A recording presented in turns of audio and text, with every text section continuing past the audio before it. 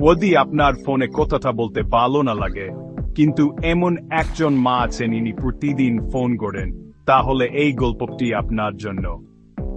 একজন ছেলে ছিল, এসব সময় ব্যস্ত, কাজ, বন্ধু, জীবন নিয়ে ছুটে চলেছে। প্রতিদিন তার ফোন বলে উঠত, আম্মা কলিং। সে দেখত, দৃঢ় শ্বাস ফেলত, আর কেটে দিত বারবার।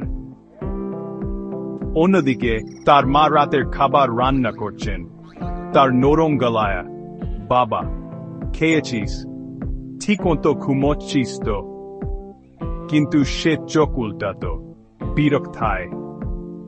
একদিন সন্ধ্যায় সে রেগে গিয়ে বলল, মা, প্লিজ, আমি আর বাচ্চা নই, সবকিছু নিয়ে এত চিন্তা করা বন্ধ করো।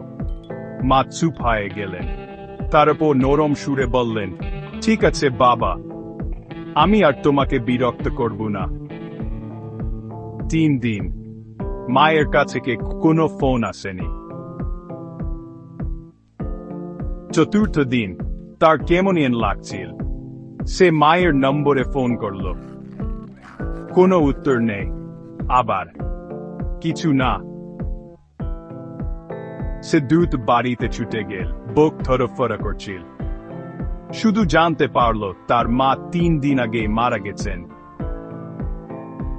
সে তার ফোন দেখল, মায়ের শেষ কল 1 মিনিট 6 সেকেন্ড মিস্টার।